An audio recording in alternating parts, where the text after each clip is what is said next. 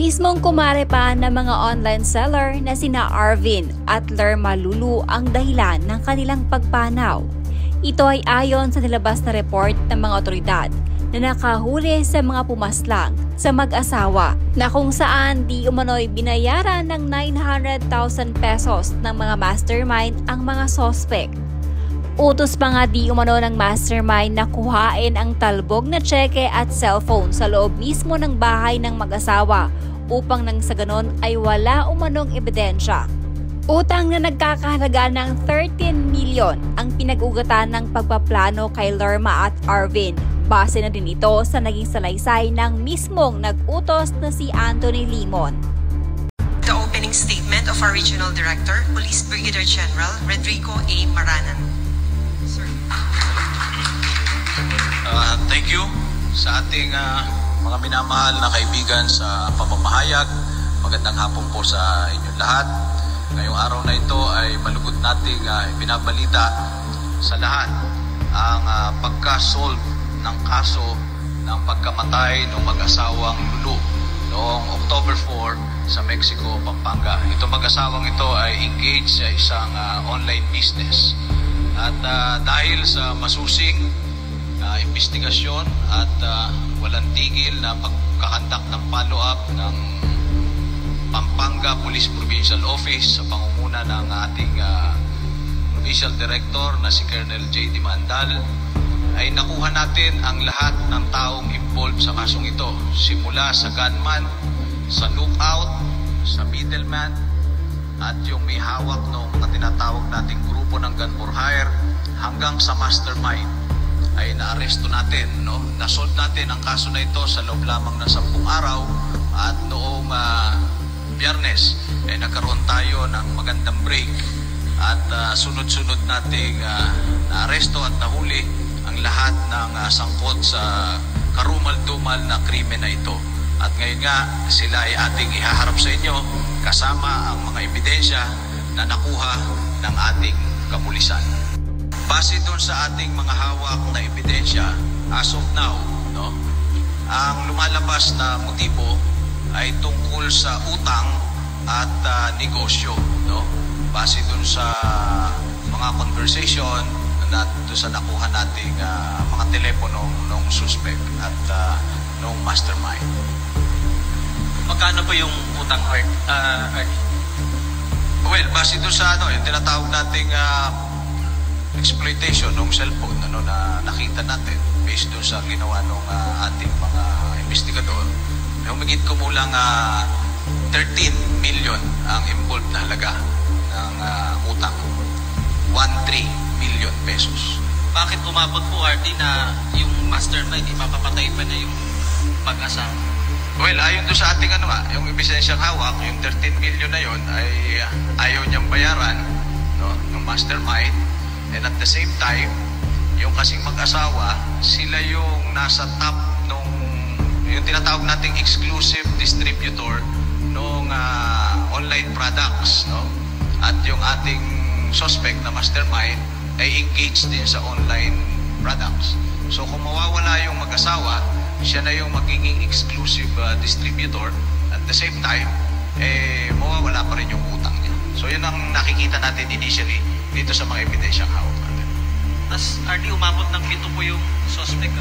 Yes, sa ngayon, ang nasa kamay natin ay 7, pero tuloy-tuloy pa yung ating pag-iimbestiga at kung may ma-identify pa tayong mga kasamahan nila at kasangkot, tuloy-tuloy ang ating paghanap. Kanina po na hinuli po natin kaninang umaga, allegedly yung pungang utang na 13 million na nautang niya, may products po yun, and then humana po siya ng middleman para nga po ipapatay itong mag-asawang Lulu, considering nga po na palagi po silang sinisingil and pinopost pa po sa social media at nasisira daw po yung kanilang reputation. Ito pala po mga online seller na ito, mahalaga sa kanila yung reputation para po bilhin ng mga customer nila. So, nakahanap po sila ng middleman na kung saan ito naman po middleman na ito is naghanap din po ng gun for hire na nakuha din po natin yon. At ang una nga pong instruction niya dito po sa mga sa mga gun for hire na ito is pasukin na po yung bahay ng mag-asawang Lulu, kuhanin po yung cheque na talbog na inisyu niya na worth 13 million, and then pati po yung dalawang cellphone kailangan daw po makuha. But unfortunately, based po doon sa revelation po ng gunman, hindi po obra mahirap. Kaya ang ginawa po nila is pinuntutan na lang po nila ito dito sa may SM, and then doon nga po sa Mexico, doon na po nila sinagawa yung karumal-dumal na krimen. Based din po doon po sa ano natin, sa mastermind, ang nai-release niya na pera is 900,000. So, nagbigay siya doon sa middleman kay a certain Rolly, binigay niya yung 900,000, and then nagpauna ito si Rolly ng 100,000 yung panggastos nila sa surveillance, and then nung matapos binigay niya yung 400,000. Ang napapunta po bali lahat dun sa mga gun for hire is 700, tapos yung si Rolly yung middleman nasa kanya yung 200. Nangyari nga yung pamamaril, ay nag-create agad yung ating provincial director ng isang dedicated follow-up team para tutukan itong kaso nitong mag-asawang Lulu, sapagkat ito nga ay double murder case at kailanman ay hindi tayo makapapayag na itong mga ganitong pangyayari ay hindi natin masusolve, no? So dahil sa pagtsatsaga ng ating provincial director at ng mga operatiba, ay nakakuha sila ng mga testigo, no, na nakakita doon sa mga gunman bago isagawa ang pagbaril, yung actual na pagbaril at yung pagtakas. So yung mga testigong yon ang nagbigay ng kanilang mga sworn statements and personal accounts doon sa description ng motor, description ng mga suspect at kung saan sila papatakas. At tayo rin ay nagpapasalamat doon sa mga tao na tumulong sa atin doon sa komunidad kung saan naroroon itong mga gunman, sapagkat sila na mismo ang nagbigay ng kinaroroonan itong ating mga hinahanap. So unang-una, nakilala natin mismo yung gunman sapagkat na-trace natin yung kanyang mga pinagmulan, kanyang mga whereabouts, no, nung mga dumaang araw, at maliwanag na na-describe nung ating testigo yung kanyang mukha, yung pangangatawan, yung motor na ginamit, yung plate number, at doon nag-umpisa yung ating mga operatiba hanggang sa natunto natin siya doon sa bahay na kanyang inuupahan, no? Kasama doon yung ilang mga kasamahan niya sa gawaing ito, sa gun for hire activities, at naisagawa natin yung tamang pag-aresto at na-recover natin itong mga maraming baril na ito. At pagkatapos siyang ma-aresto, ay tinanong natin siya in interview, at siya naman ay nakipag-cooperate.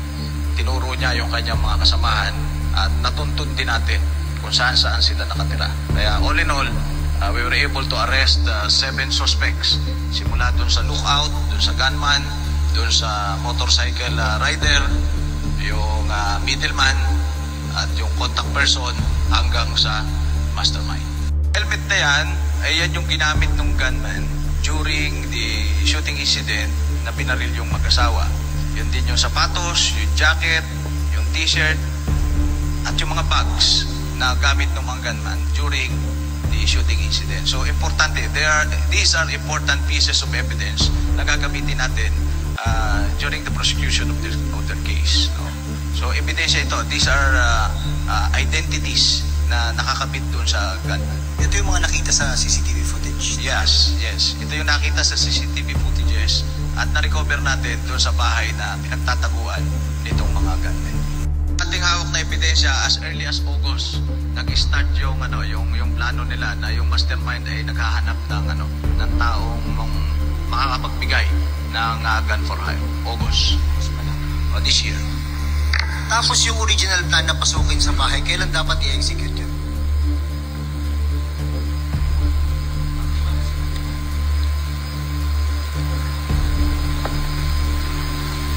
Ito, sir. Actually po, sir, based po doon sa revelation po ng mga middleman natin po,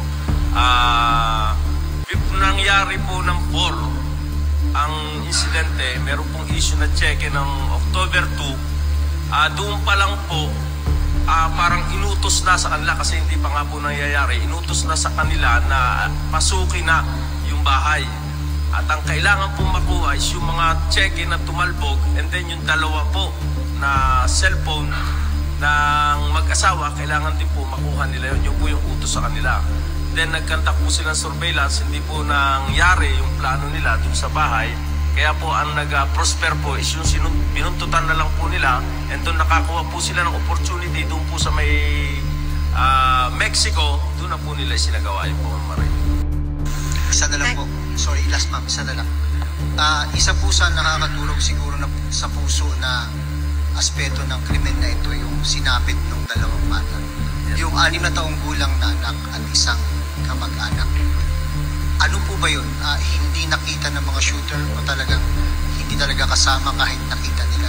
They were spared. Paano po ba nangyari talaga?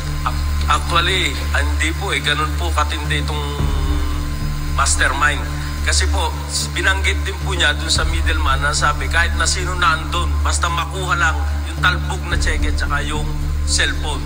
So considering na ganun yung utos niya, wala na rin po siyang pakialam kung sino po yung nakasakay dun sa sasakyan. Nagkataon siguro hindi nakita. Yes, siguro po. Thank you. Sir. Next question is from Fred Salcedo po, DWD. Sir, tatanong lang po namin kung ito ba ang mga suspect na huli lang po sa isang lugar, sa isang bahay, or different places?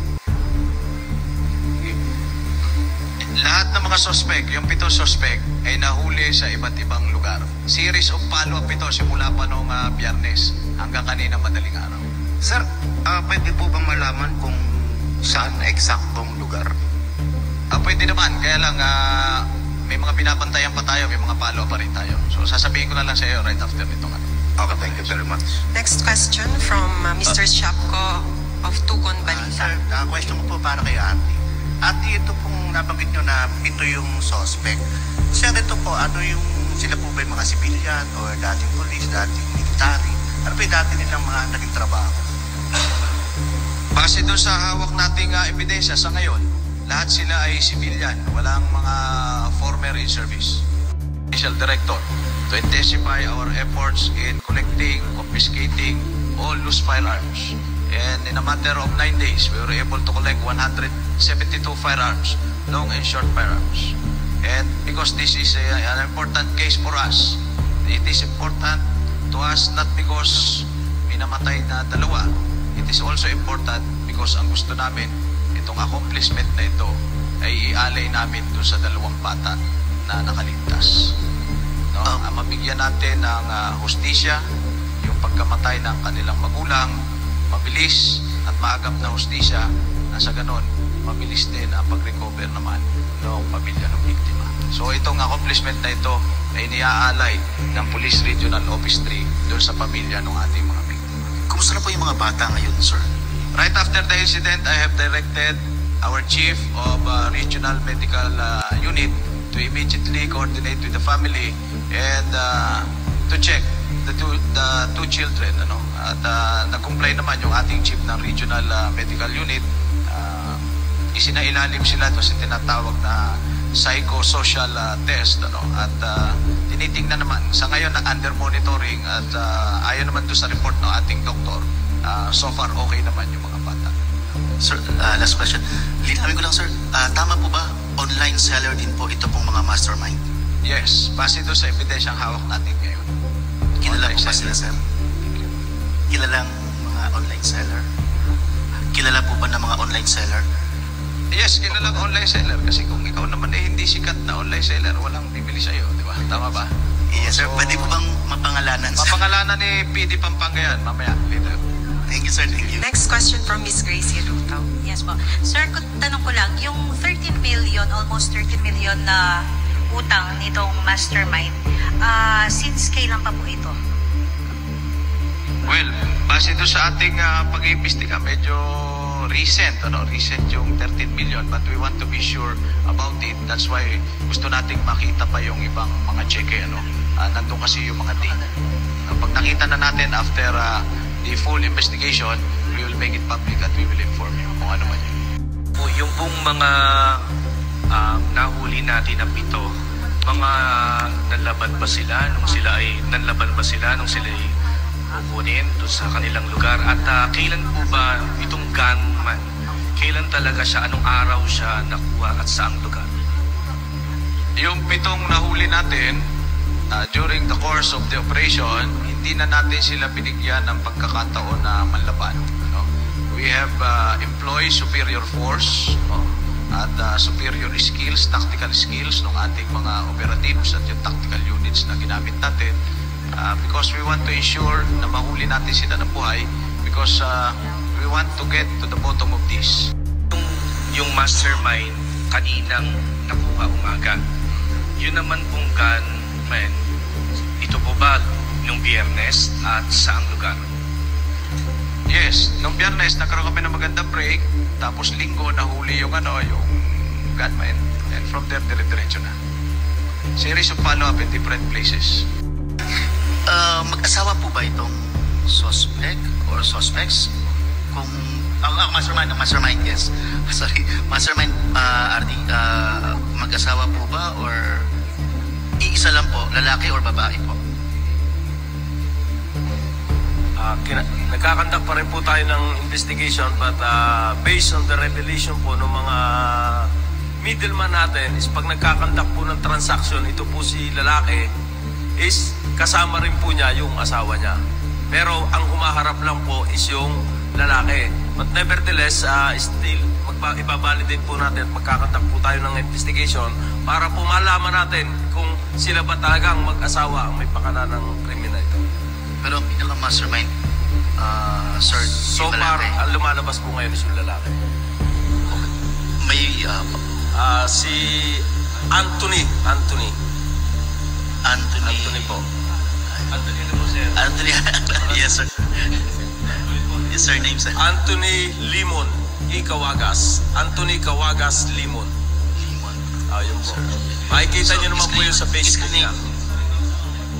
Screen names, yes, online screen names, sir, online.